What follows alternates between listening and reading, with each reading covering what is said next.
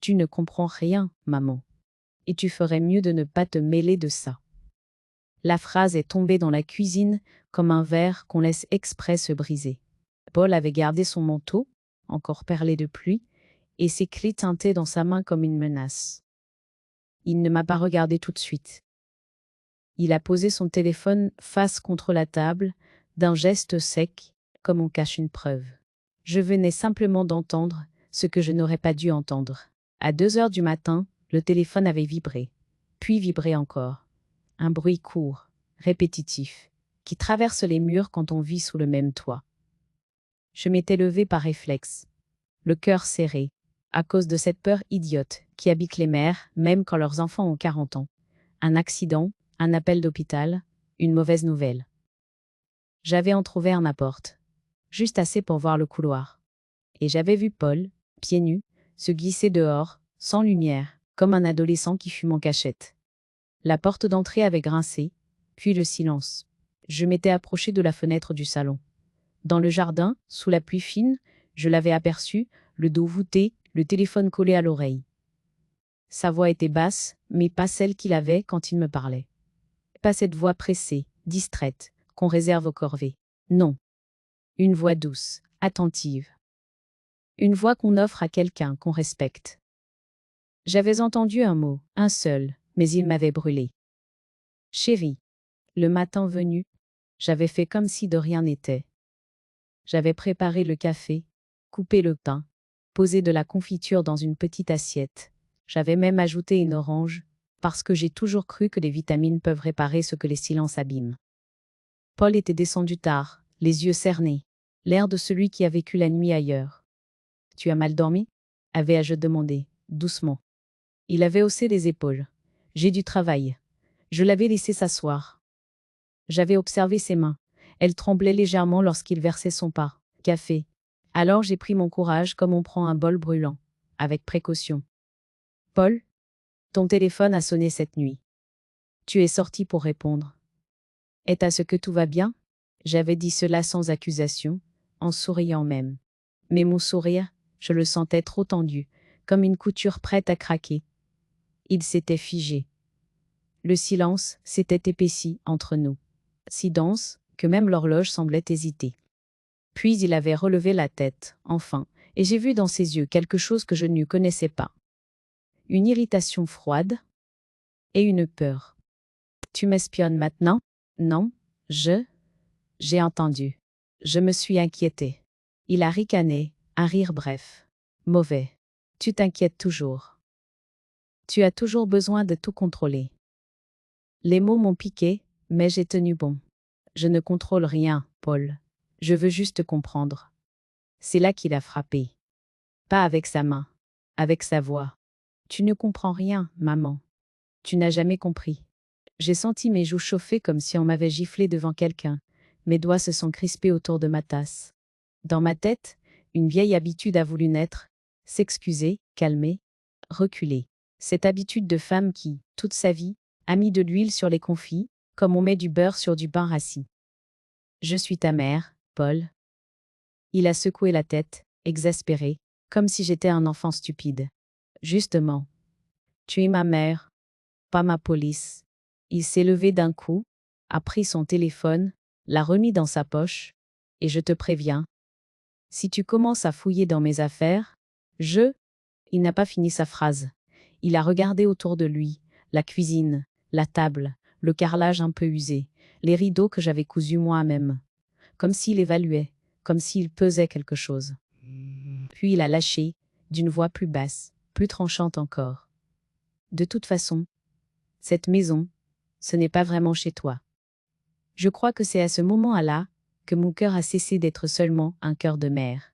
Il est devenu un cœur de femme, un cœur de propriétaire, un cœur de personne qu'on humilie. Je n'ai pas compris tout de suite. J'ai d'abord entendu le vide dans cette phrase. Moi, le vide qu'elle ouvrait sous mes pieds. Cette maison, c'était moi. Les murs avaient absorbé mes rires, mes fatigues, mes prières. C'était la maison d'André aussi, mon mari, mon compagnon, celui qui rêvait de lilas au fond du jardin. Paul avait grandi ici. Il avait appris à marcher sur ce carrelage, à dire merci ici, à se blottir contre mon ventre ici, et voilà qu'il me parlait comme à une étrangère qu'on peut prier de quitter les lieux. Qu'est-ce que tu veux dire? Aya, je soufflais. Il a eu un mouvement d'impatience. Je veux dire que tu t'accroches à tout. À cette maison, à ton passé, à moi. Et moi, j'ai une vie. Une vie. Le mot a résonné comme une porte qui claque. Une vie, donc, où je n'étais pas. Une vie qui se déroulait sans moi, peut-être contre moi. J'ai senti une humiliation plus sourde que les autres, parce qu'elle venait avec un soupçon. Ce n'était pas seulement de la distance. C'était un secret. Et les secrets, je le sais maintenant, transforment les proches en ennemis. Mon regard a glissé vers son manteau, vers ses chaussures encore humides, vers cette fatigue étrange sur son visage. Tout en lui criait « Ailleurs ». Je me suis entendu dire, d'une voix étonnamment stable, « Paul, tu mens ». Il a cligné des yeux. Une seconde. Il a été vulnérable. Puis il s'est durci. « Arrête. Tu inventes. Tu fais ta victime. » Cette phrase-là, « tu fais ta victime », a été le déclic. Parce que j'ai compris, d'un coup, que dans son récit, je ne serai jamais la mère courageuse qui a tout donné. Je serai toujours la vieille, le problème, celle qui exagère. Il a attrapé ses clés. Je dois y aller. Et je te conseille de rester à ta place. Il est parti, la porte a claqué, et dans le bruit sec de cette porte, j'ai entendu autre chose. La fin d'une illusion. Je suis restée debout, seule, dans ma cuisine. La confiture brillait sur la table. Le café refroidissait. Mes mains tremblaient enfin, comme si mon corps avait attendu qu'il parte pour se permettre d'avoir mal. Alors j'ai compris ce que je refusais d'admettre depuis des semaines. Il y avait une double vie.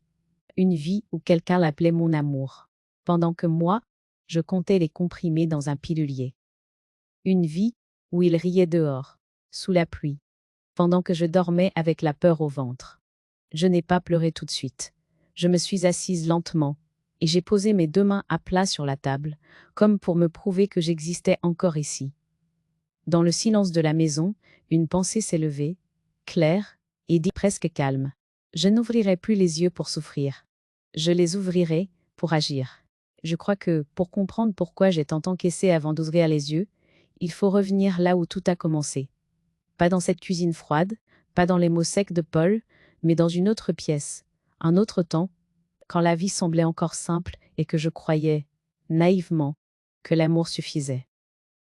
Je m'appelle Élise Martin. J'ai 72 ans. Et pendant la plus grande partie de mon existence, je n'ai pas vécu pour moi. J'ai vécu pour tenir.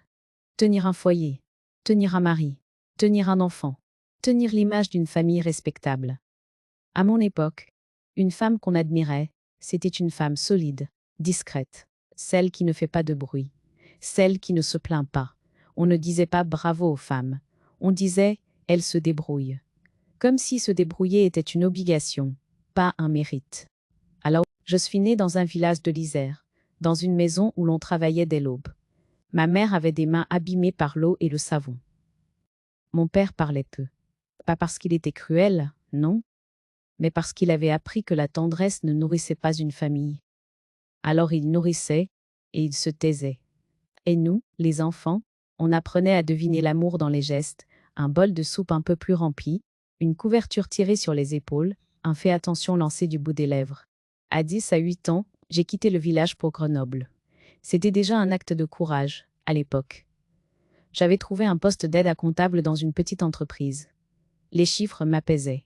Ils avaient cette honnêteté brute. Si vous additionnez mal, le total vous le rappelle. Pas de faux à semblant, pas de sous à entendu. C'est là que j'ai rencontré André. Je revois encore la première fois, il était venu livrer des pièces, les mains noircies de cambouis, le regard clair. Il m'a demandé où était le bureau du patron, puis il a ajouté, en souriant. Et vous savez où est la machine à café? Parce que j'ai l'impression que je vais mourir si je ne bois pas quelque chose. Je me suis surprise à rire. Un rire simple, léger, que je n'avais pas souvent. Allez, il m'a suivi jusqu'au couloir, et il a dit « Vous avez un joli rire.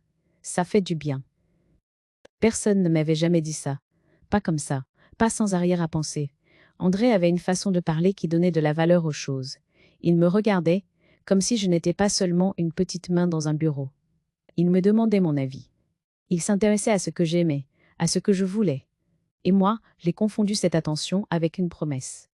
Celle d'une vie où je ne serai plus invisible. Nous nous sommes mariés 2 ans plus tard. Un petit mariage, simple. Ma robe était crème, je n'avais pas d'argent pour du blanc. André avait mis une cravate trop large, comme tous les hommes de l'époque. Je me souviens surtout de la sensation dans ma poitrine. J'avais l'impression d'entrer dans quelque chose de solide, comme un abri. André voulait une maison. Une vraie maison. Élise. Avec un jardin. Je voulais surtout un endroit où respirer. Alors nous avons économisé. Beaucoup. Longtemps. J'ai fait des heures supplémentaires. J'ai repris des vêtements. J'ai appris à cuisiner avec rien. Nous avons fini par acheter une petite maison à Grenoble, pas loin d'une ligne de bus, avec un jardin minuscule, mais une terre généreuse. André a planté des lilas au fond. Il disait, quand ils fleuriront, on saura qu'on a réussi. Je les ai arrosés comme on arrose un rêve. Puis, Paul est arrivé. Quand je repense à sa naissance, je sens encore cette chaleur étrange, ce vertige. Un être minuscule, posé sur moi, et pourtant plus lourd que tout l'univers. André pleurait en silence, maladroit. Et il répétait « Il est beau, il est beau », comme si la beauté pouvait protéger de la vie. À partir de là, tout a tourné autour de Paul. Mon monde s'est rétréci et intensifié à la fois.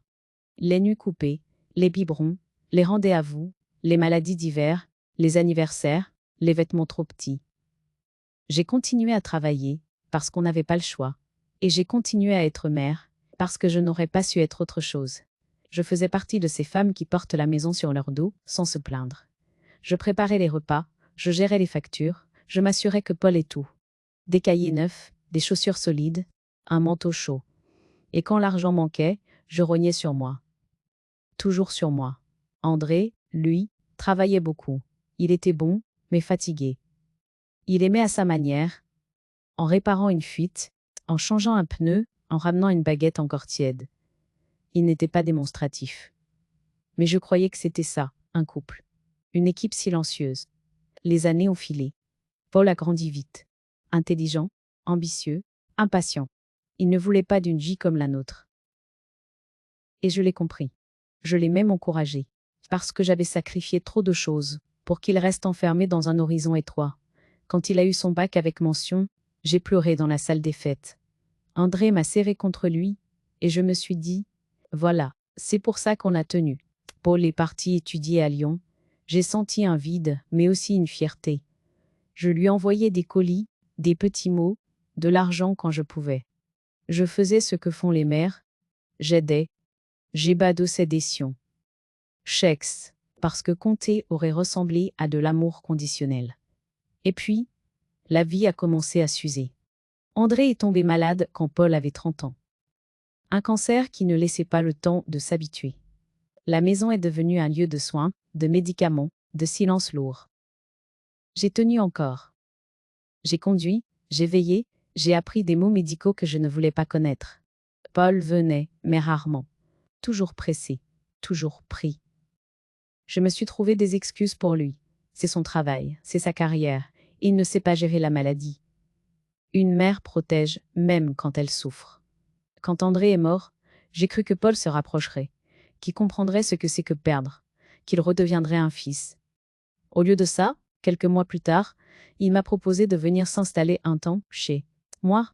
Il a dit, comme ça, tu n'es pas seul. Ces mots avaient l'air doux. Ils m'ont rassuré. Je me suis accrochée à cette proposition, comme on s'accroche à une main tendue. Je n'ai pas vu, à ce moment-là, que cette main pouvait aussi chercher une clé de maison, une clé de compte, une clé de pouvoir. Je n'ai pas vu, parce que j'avais besoin de croire. Et c'est ça, le pire. Parfois, le mensonge ne commence pas chez celui qui ment. Il commence chez celui qui veut encore aimer, coûte que coûte. Les premiers signes n'ont pas été violents. Ils ne l'étaient jamais. Ils ressemblaient à ces petites échardes qu'on sent à peine au début, mais qui finissent par infecter toute la main si on fait semblant de ne rien voir. Quand Paul s'est installé chez moi, il a dit que ce serait provisoire. Juste quelques mois, maman, le temps de me poser. J'ai hoché la tête. J'ai préparé la chambre d'amis comme si c'était un cadeau. J'ai changé les draps, aéré longtemps, posé une petite lampe sur la table de nuit. J'avais l'impression d'accueillir quelqu'un d'important, alors que c'était mon fils. Au début, Il était presque attentionné. Il faisait les courses, parfois. Il disait « Repose à toi, je m'en occupe ». Je me sentais utile autrement. Je cuisinais, je rangeais, je faisais ce que je savais faire. Nous cohabissions comme deux adultes polis. Je me disais que c'était ça, la nouvelle forme de la famille. Puis, doucement, quelque chose s'est déplacé. Il a commencé par critiquer des détails. Tu mets trop de sel. Pourquoi tu laisses la lumière du couloir allumée? Tu devrais faire attention à l'eau. Ça coûte cher. Des phrases banales, en apparence, mais dites avec ce ton-là. Ce ton de celui qui sait mieux. Celui qui corrige. Celui qui évalue. Je me justifiais. Toujours. D'accord, je ferai attention. Excuse-moi, je n'ai pas fait exprès. Je m'entendais parler, et je me détestais un peu. Mais je préférais ça au conflit. À mon âge, on croit que la paix vaut tous les compromis. Puis, il y a eu les silences. Paul rentrait tard, parfois sans prévenir. Je laissais un plat au chaud, que je finissais par ranger au frigo, intact. Quand je lui demandais si tout allait bien, il répondait vaguement, sans lever les yeux. Oui, oui. Fatigué. Il mangeait devant son ordinateur. Il s'isolait. Et moi, je faisais comme si c'était normal. Comme si je n'existais pas assez pour mériter une place à sa table. Un soir, alors que je passais l'aspirateur dans le salon, il a levé la tête brusquement. « Tu peux faire moins de bruit ?» Je suis en appel. Je me suis figé. J'ai éteint l'aspirateur. Pardon. Le mot est sorti tout seul. Pardon. Comme si j'avais fauté. Comme si ce n'était plus ma maison, mais un espace que je devais traverser en silence. Les remarques ont glissé, ensuite, vers quelque chose de plus insidieux. Tu sais, à ton âge, il faut faire attention à la mémoire. Tu devrais noter les choses, maman. Tu te rappelles vraiment de ce que tu as signé l'an dernier? Ces phrases me faisaient douter. Pas de lui, de moi. Je me mettais à vérifier 2 fois où j'avais posé mes clés, à relire les factures, à me demander si je n'avais pas effectivement oublié quelque chose. La fatigue, peut-être. L'âge.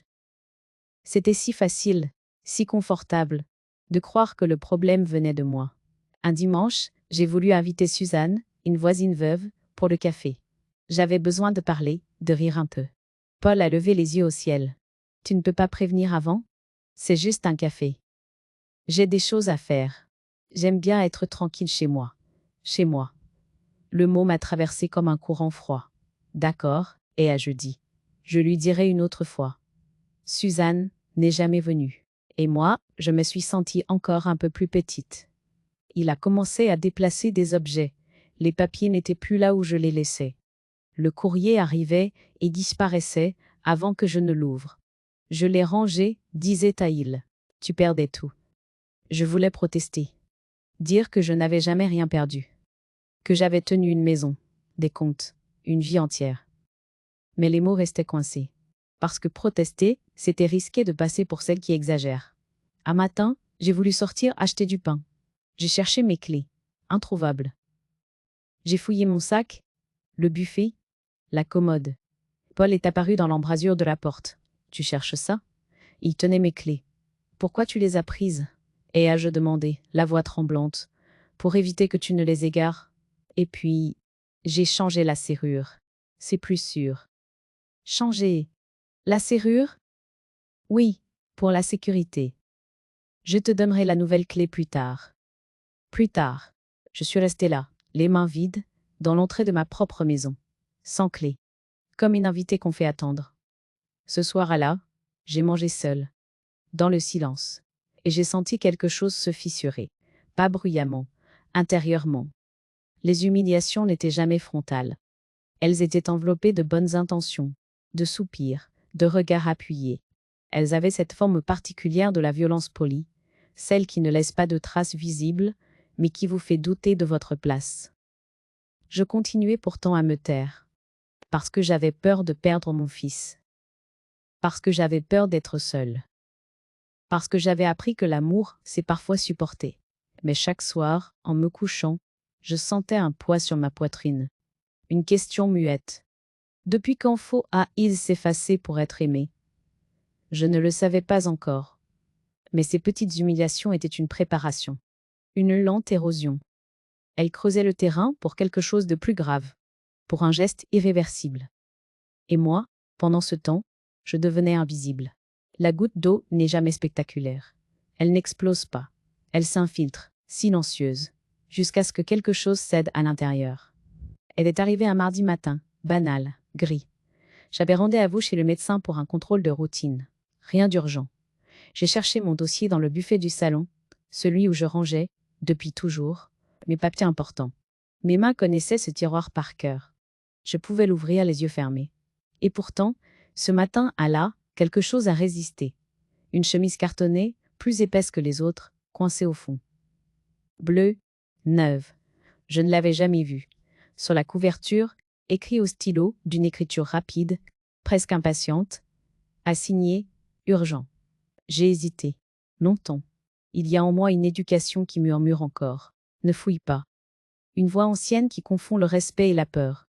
J'ai failli remettre la chemise à sa place.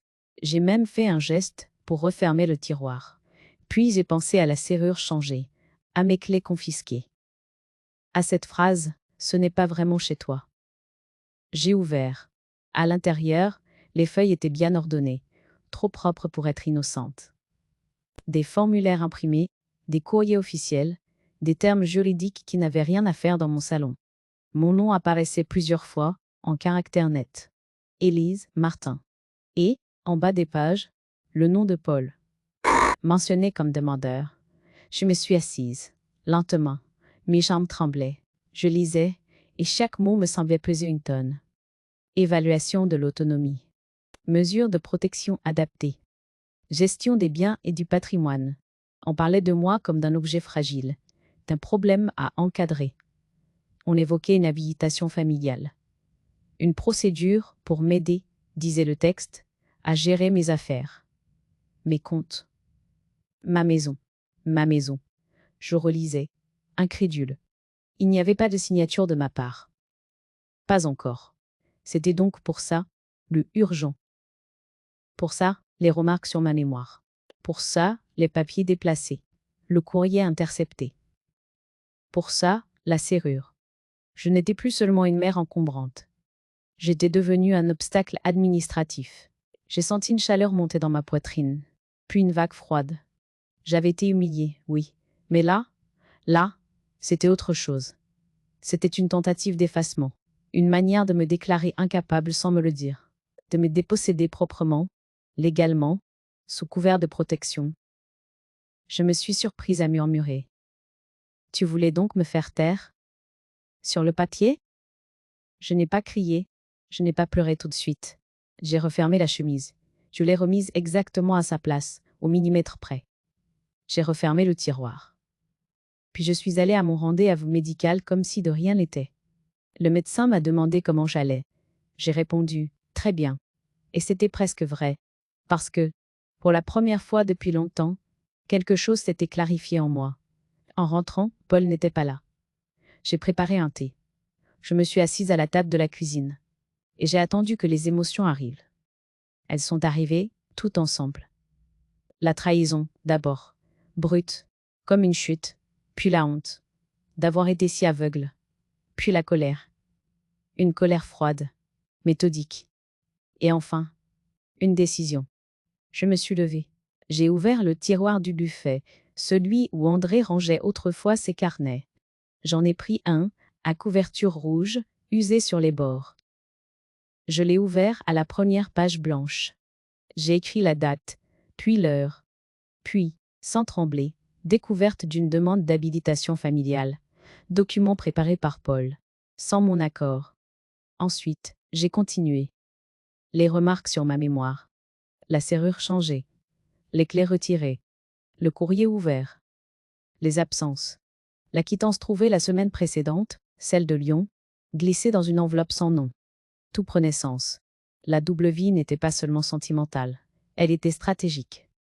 Il y avait la vie officielle, à Grenoble, avec la mère vieillissante qu'on prépare à encadrer.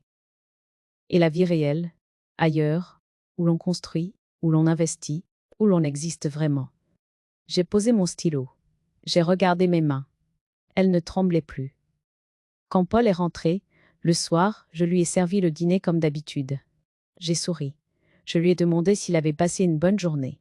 Il a répondu distraitement, sans me regarder. Il ne savait pas. Il ne se doutait de rien. Et c'est à cet instant précis que j'ai compris quelque chose de fondamental. Si je le confrontais maintenant, il nierait. Il me ferait passer pour confuse. Il accélérerait. Alors je n'ai rien dit. Je me suis tue. Mais ce silence-là n'était plus celui de la peur. C'était celui de la préparation. Ce soir-là, dans ma chambre, j'ai ajouté une phrase dans le carnet rouge. Je ne serai plus jamais une victime consentante. La goutte d'eau avait fait déborder le vase. Et, pour la première fois depuis des mois, je ne me sentais plus écrasée. Je me sentais dangereusement lucide. Les nuits qui ont suivi n'avaient plus rien à voir avec celles d'avant. Je ne dormais pas, mais je ne tournais plus en rond non plus. C'était un autre état. Plus dense, presque studieux. Comme si, après des mois de brouillard, mon esprit avait enfin trouvé un axe. Je m'allongeais dans le noir, et je repassais les scènes, une à une, sans complaisance. Les phrases de Paul, les soupirs, les silences, les papiers bleus, la quittance de Lyon. J'assemblais tout, lentement, comme on assemble un puzzle dont l'image finale fait peur, mais soulage aussi parce qu'elle explique enfin pourquoi chaque pièce faisait mal. Je priais. Pas comme autrefois, pas pour que tout s'arrange. Je priais pour ne pas me tromper, pour ne pas devenir injuste à mon tour, pour rester droite. Il y avait en moi deux voix qui se disputaient. La première disait « Laisse tomber, tu es fatiguée, tu es vieille, tu n'as plus l'énergie pour te battre, tu as déjà tout donné. » La seconde répondait « Plus calme, justement. Parce que tu as tout donné, tu as le droit de te protéger. » Cette seconde voix était nouvelle. Elle ne criait pas, elle ne menaçait pas. Elle constatait. Je me suis mise à observer Paul autrement, non plus comme un fils, mais comme un homme en action. J'écoutais ce qu'il disait, mais surtout, ce qu'il évitait. Je notais ses horaires, ses absences, ses changements d'humeur. Je faisais semblant d'être distraite, alors que je devenais attentive comme je ne l'avais jamais été. Un soir, il a parlé au téléphone dans le jardin. Je n'ai pas cherché à entendre les mots. Mais j'ai noté l'heure. Un autre soir, il est parti sans dîner. J'ai noté. Le dimanche, il a pris la voiture, tôt, sans explication. J'ai noté. Ce carnet rouge, posé sur ma table de nuit, devenait une colonne vertébrale. Il me tenait droite. Je me suis aussi surprise à relire des choses que j'avais toujours laissées à André. Les papiers, les relevés, les contrats. Je voulais comprendre. Non pas soupçonner dans le vide, mais savoir précisément où je mettais les pieds. La lucidité, je l'ai compris alors, n'est pas une émotion. C'est un travail. Un matin, j'ai appelé la banque. Ma voix était posée, presque enjouée. Bonjour. Je souhaiterais prendre rendez-vous pour faire un point sur mes comptes. Une mise à jour. La conseillère m'a proposé une date. J'ai noté. Dans le carnet, puis j'ai fait quelque chose que je n'aurais jamais cru possible quelques mois plus tôt. J'ai cherché un notaire. Pas celui de la famille. Pas celui que Paul connaissait. Un autre. Discret. Recommandé par une connaissance lointaine. Une femme, surtout. Je ne sais pas pourquoi, mais cela me semblait important. J'ai pris rendez-vous sans en parler à personne. Pendant ce temps, à la maison, je continuais à jouer mon rôle. Je souriais, je demandais si tout allait bien. Je faisais des commentaires insignifiants sur la météo, sur les prix au marché. Je laissais croire que la vieille Élise était toujours là, docile, légèrement confuse, inoffensive. À l'intérieur, pourtant, quelque chose s'était redressé. Je ne voulais pas de vengeance criarde. Je ne voulais pas humilier. Je voulais rétablir une vérité simple.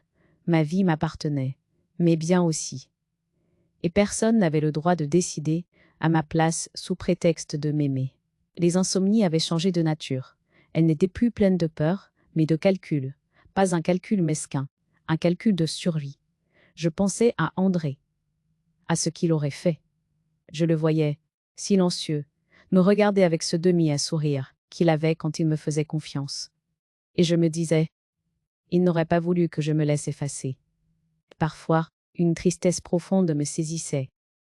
Celle de comprendre que le combat ne venait pas d'un ennemi extérieur, mais de mon propre fils. Cette tristesse, elle a été lourde, lente, presque respectable. Je la laissais passer. Je ne voulais pas qu'elle m'immobilise. Un soir, j'ai écrit dans le carnet « Ne pas confondre amour et abdication ». Cette phrase m'a accompagnée les jours suivants. J'ai aussi commencé à envisager l'impensable. Et si je partais? Pas en fuyant, en choisissant. Quitter cette maison qui n'était plus un refuge, mais un enjeu. Reprendre de l'air ailleurs. L'idée me faisait peur, mais elle m'attirait aussi, comme une fenêtre entr'ouverte dans une pièce trop pleine. Je n'ai rien décidé encore. Je me contentais de poser les options, comme des pierres blanches sur un chemin possible.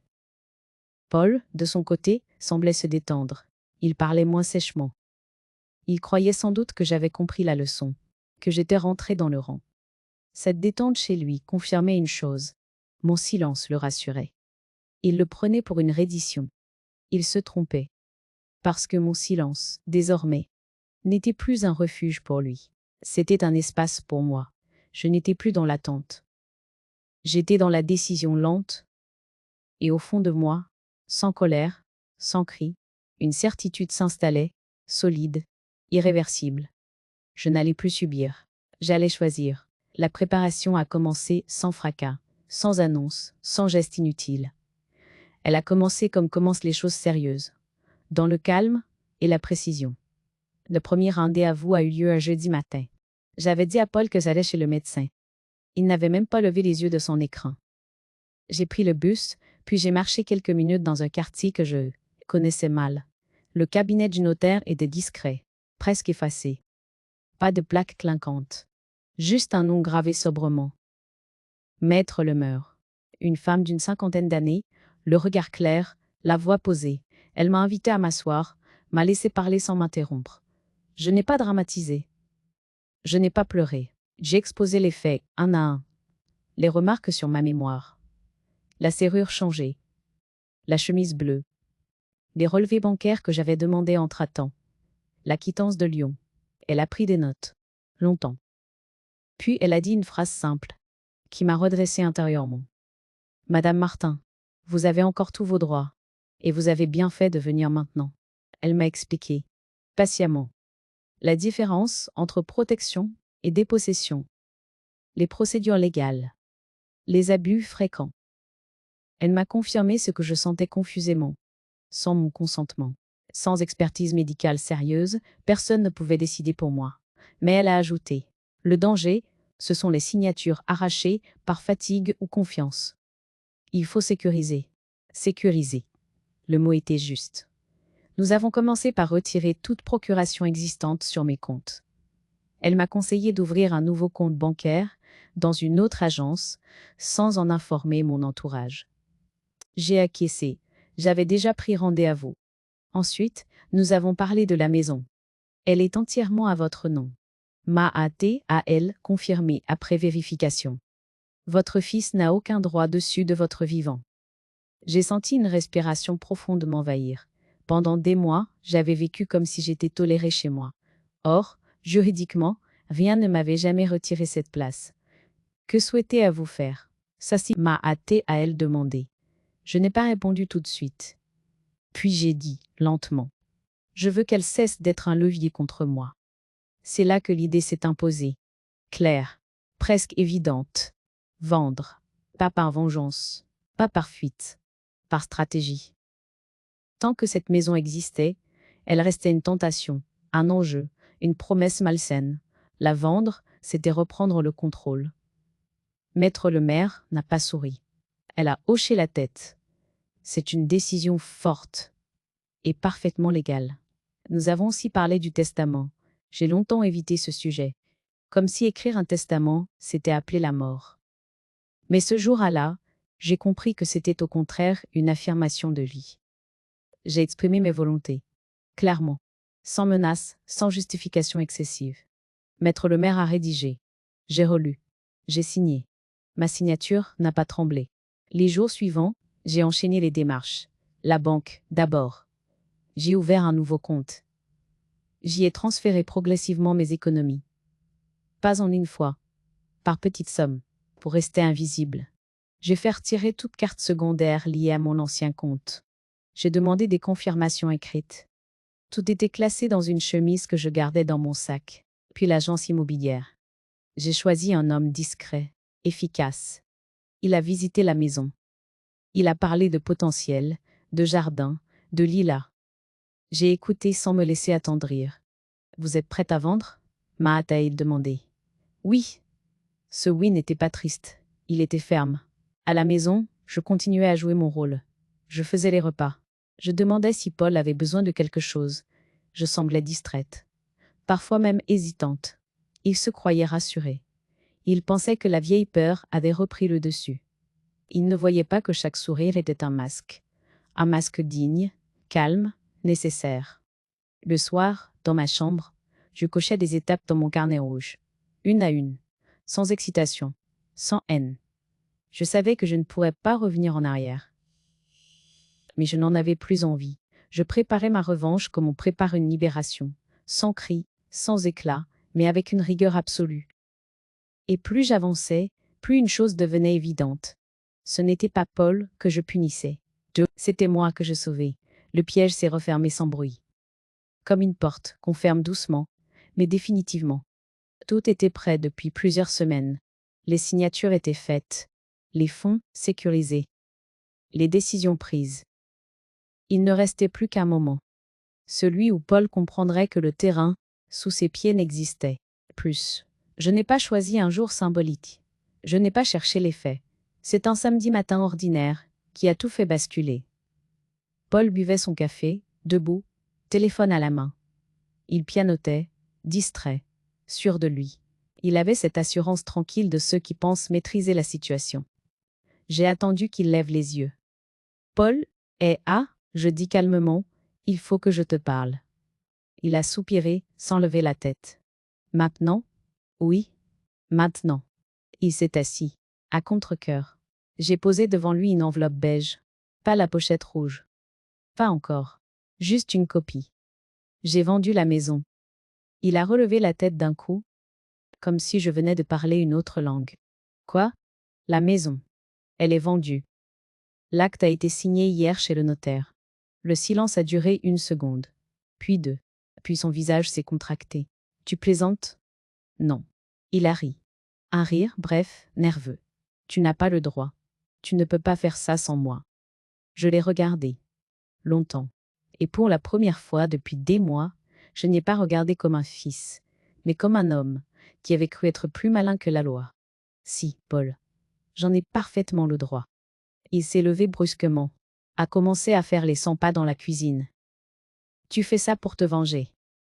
Parce que tu imagines des choses.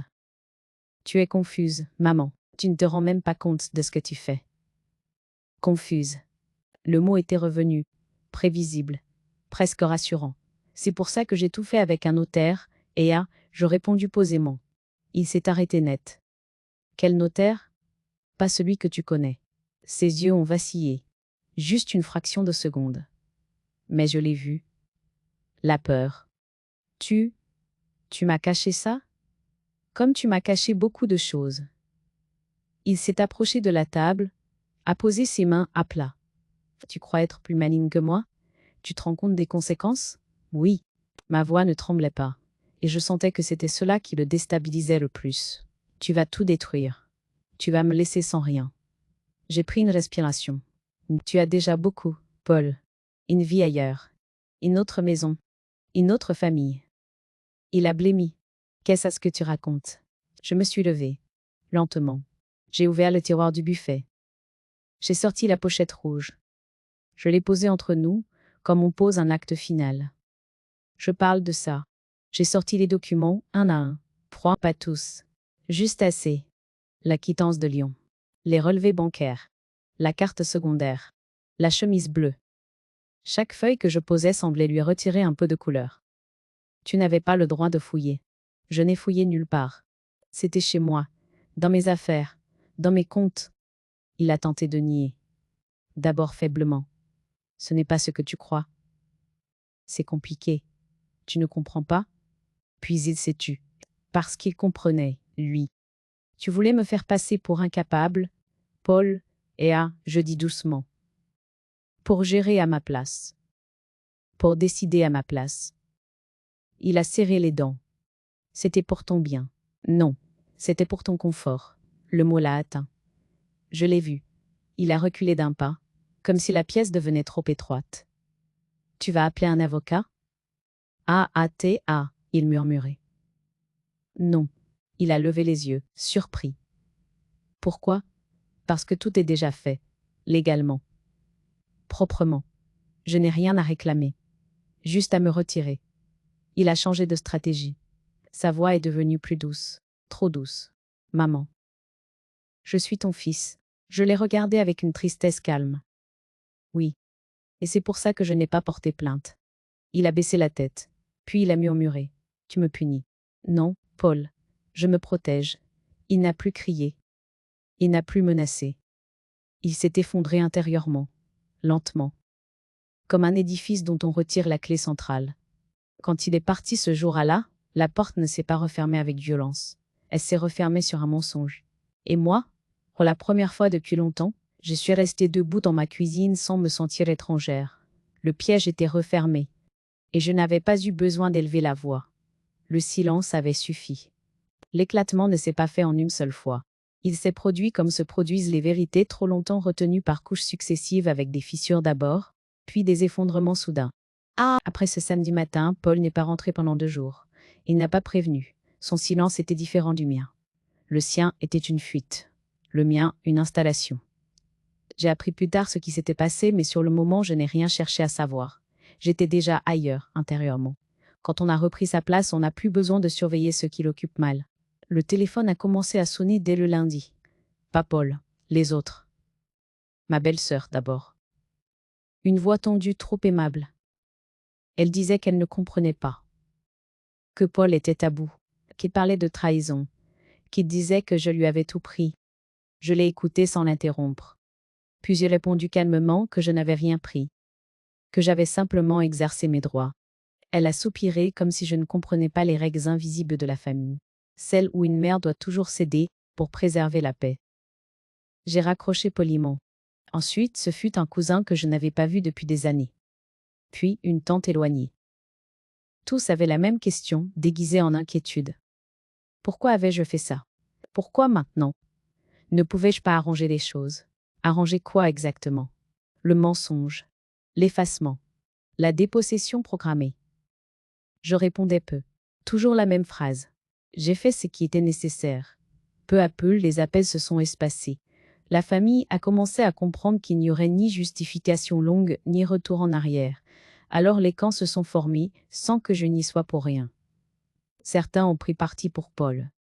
Parce qu'il était le plus jeune, le plus actif. Parce qu'il parlait fort. Parce qu'il racontait sa version avec urgence et colère. Dans sa bouche, j'étais devenue une mère instable, manipulée par des inconnus. Une femme qui avait perdu le sens des réalités. D'autres se sont tus. Ceux qui avaient peut-être vu venir quelque chose. Ceux qui n'avaient jamais posé de questions, mais qui n'étaient pas surpris. Et puis il y a eu ceux qui ont commencé à parler entre eux. À comparer les récits. À remarquer les incohérences. La double vie de Paul n'était plus seulement la mienne à découvrir. Elle devenait visible. À Lyon, la situation s'est dégradée vite. La femme avec qui il vivait a appris pour la maison vendue, avant même d'apprendre pour moi. Les mensonges se sont emmêlés. Les dates ne coïncidaient plus. Les explications devenaient trop nombreuses.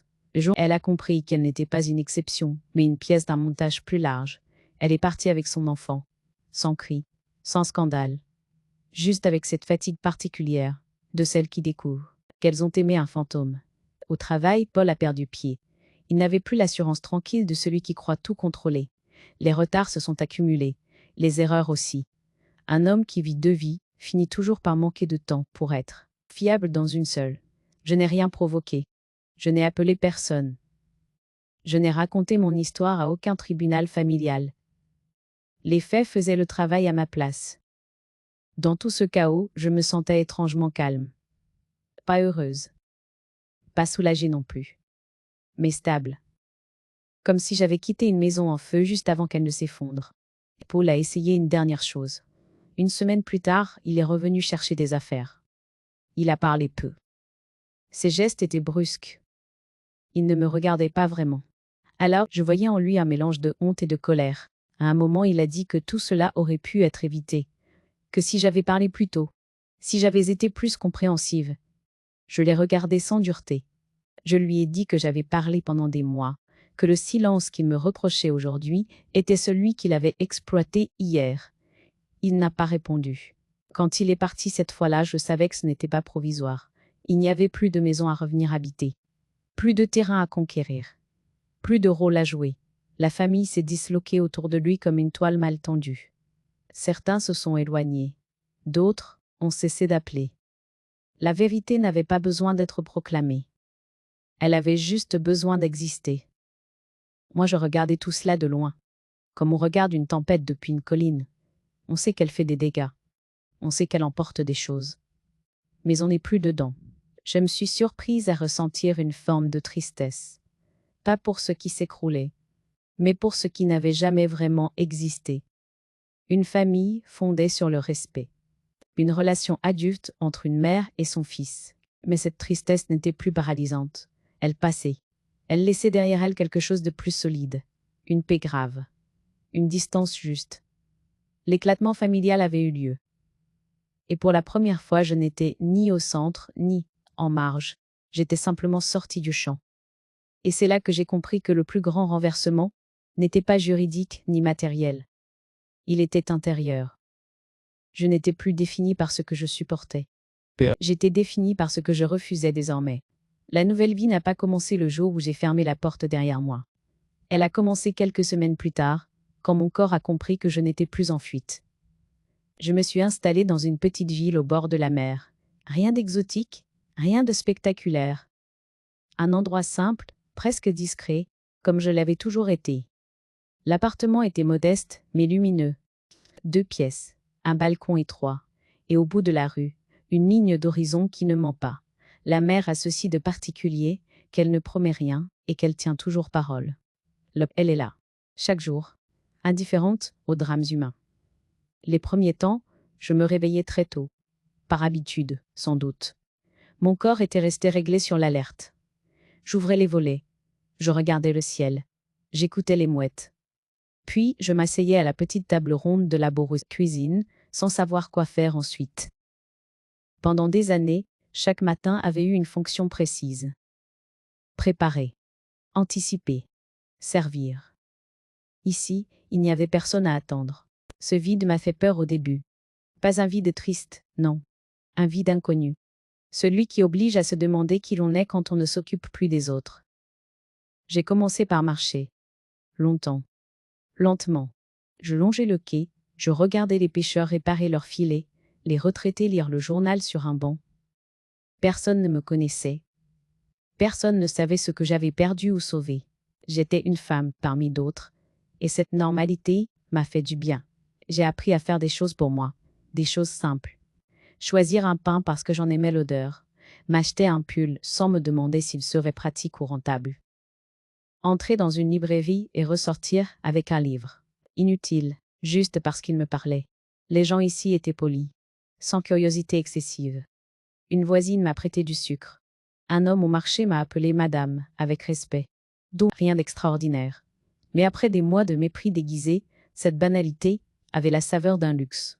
Le soir, je m'asseyais parfois sur le balcon. La mer devenait sombre, presque noire. Je pensais à André, à ce qu'il aurait aimé ici. Je l'imaginais marcher à mes côtés, silencieux, comme il savait le faire. Je ne ressentais plus cette douleur vive, plutôt une présence douce, intégrée. Il faisait partie de moi, sans m'empêcher d'avancer. Paul, lui, revenait parfois dans mes pensées, sans prévenir. Pas sous forme de colère, sous forme de questions. Comment avait-il pu aller si loin? À quel moment l'amour s'était-il transformé en stratégie? Je n'avais plus besoin de réponses. Les réponses ne m'auraient pas rendu ce que j'avais perdu. Elles auraient seulement occupé mon esprit inutilement. Un jour, j'ai reçu un message. Court. De Paul. J'espère que tu vas bien.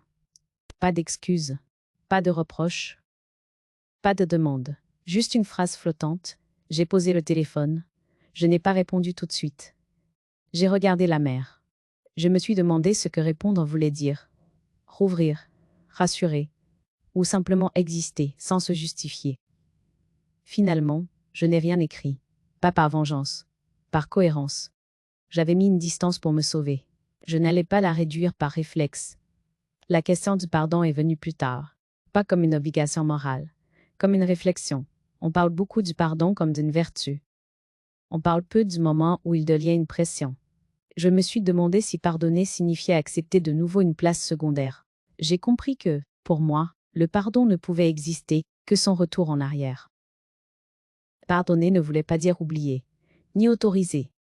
Cela voulait dire ne plus laisser la blessure diriger mes gestes, et cela, je pouvais le faire seul. Peu à peu, j'ai senti mon corps se détendre. Je respirais mieux. Je dormais plus profondément. Je n'avais plus cette boule dans la poitrine au moindre bruit. Mon esprit n'était plus en veille permanente. Un après-midi, j'ai acheté un carnet bleu. Pas pour noter des preuves. Pas pour surveiller. Juste pour écrire ce qui venait. Des pensées. Des souvenirs heureux. Des choses que je n'avais jamais dites, à voix haute. J'écrivais sans ordre, sans but, comme on respire, après avoir longtemps retenu son souffle. Je me suis surprise à rire, parfois. Un rire bref, inattendu. Dans une conversation anodine. Devant une scène ridicule. Ce rire-là m'a ému. Parce qu'il n'était pas forcé. Je ne dirais pas que tout était parfait. Il y avait des jours de mélancolie. Des jours où la solitude pesait. Mais cette solitude était choisie. Elle ne me dévalorisait plus. Elle me laissait de la place. Je regardais mon reflet dans la vitre le soir. Une femme âgée, oui. Des rides. Des silences. Mais aussi une droiture nouvelle. Je ne baissais plus les yeux. Cette nouvelle vie n'était pas une récompense. Elle était une continuité. Celle d'une femme qui avait cessé de se définir par ce qu'elle endurait. Je n'avais pas gagné contre quelqu'un. J'avais gagné avec moi. Je savais que viendrait un jour où il faudrait regarder derrière moi sans détourner les yeux. Pas pour raviver les blessures, mais pour leur donner une place définitive. Ce jour est arrivé un matin d'hiver, calme, presque immobile. La mer était lisse, d'un gris pâle. Je me suis assise sur un banc face à l'horizon. Autour de moi, des passants pressés, des joggeurs, des chiens tirant sur leurs laisses. La vie continuait, indifférente à ce que j'avais traversé. Et pour la première fois, cette indifférence ne me blessait pas. Elle me libérait. J'ai pensé à la femme que j'étais devenue sans m'en rendre compte. Celle qui se taisait pour préserver. Celle qui acceptait pour ne pas déranger. Celle qui confondait l'amour avec l'effacement. Cette femme-là n'était pas faible. Elle faisait ce qu'elle pouvait avec ce qu'on lui avait appris. Je ne la reniais pas. Je la remerciais d'avoir tenu jusqu'au moment où elle n'a plus pu. Puis j'ai pensé à celle que j'étais aujourd'hui. Une femme plus lente, plus seule peut-être, mais plus droite. Une femme qui n'attendait plus d'autorisation pour exister. Une femme qui savait désormais que la dignité n'est pas un luxe, réservé à la jeunesse, mais une nécessité, à tout âge. Je me suis interrogée sur la famille, sur ce mot qu'on utilise comme un refuge alors qu'il peut devenir une prison. On dit souvent qu'on doit tout à sa famille. On dit moins souvent que la famille a aussi des devoirs. Mais le premier étant le respect. Sans respect, il n'y a que des liens biologiques, pas des liens humains. Je n'éprouvais plus de colère envers Paul. La colère demande trop d'énergie. Elle maintient un fil invisible entre deux personnes, même quand on croit s'en détacher. Ce fil-là, je l'avais coupé. Il restait une tristesse calme. Celle des choses qu'on aurait voulu différentes. Celle des phrases qu'on ne dira plus jamais. Je ne savais pas si Paul avait compris jusqu'au bout. Peut-être que oui. Peut-être que non. Ce n'était plus mon combat. J'avais cessé de vouloir être comprise. J'avais choisi d'être en paix. Il y avait eu un prix à payer. La solitude, les silences, les fêtes passées autrement. Mais ce prix n'était plus une punition. Il était le coût d'une liberté tardive, mais réelle. Et je l'acceptais sans amertume. Je me suis levée du banc. J'ai marché lentement vers chez moi. Chaque pas était ancré. Je sentais le sol sous mes pieds. Cette sensation simple, physique, me rappelait que j'étais encore là, présente, entière. Dans mon appartement, j'ai ouvert le carnet bleu. J'ai relu quelques pages. Des phrases simples. Des souvenirs heureux. Des pensées que je n'avais jamais osé formuler auparavant. Je me suis rendu compte que je n'écrivais plus pour survivre, mais pour transmettre. Pas forcément à quelqu'un de précis. À celles et ceux qui, un jour, tomberait peut-être sur ces mots et si, reconnaîtrait. J'ai écrit encore quelques lignes. Pas pour expliquer. Pas pour accuser. Juste pour dire. Dire que l'on peut aimer et se perdre. Dire que l'on peut se taire trop longtemps. Dire qu'il n'est jamais trop tard pour se choisir. Je pensais à toutes ces femmes de mon âge, et d'autres, qui vivent dans des maisons où elles ne se sentent plus chez elles. À celles qui se font petites pour ne pas être rejetées. À celles qui supportent par peur d'être seules. À celles à qui l'on fait croire que leur valeur diminue avec le temps. Et si je pouvais leur parler, je ne leur dirais pas de se battre. Je leur dirais d'observer, de comprendre, de préparer, de ne pas confondre patience et renoncement, de se souvenir qu'elles ont un nom, une histoire, des droits. Je refermais le carnet. La lumière de fin de journée entrait doucement dans la pièce. J'ai pensé à André, à ce qu'il aurait dit en me voyant ainsi, apaisé. Je crois qu'il aurait simplement hoché la tête, fier, sans grands mots. Il n'y avait plus rien à prouver, plus rien à reconquérir. J'avais retrouvé ce qui m'avait manqué le plus longtemps, sans que je le sache, le respect de moi-même. Et si cette histoire devait laisser une trace, si elle devait servir à quelqu'un d'autre, ce serait celle-ci, simple et nue, comme une vérité qu'on ose enfin dire à voix basse. Le silence peut aussi être une forme de justice,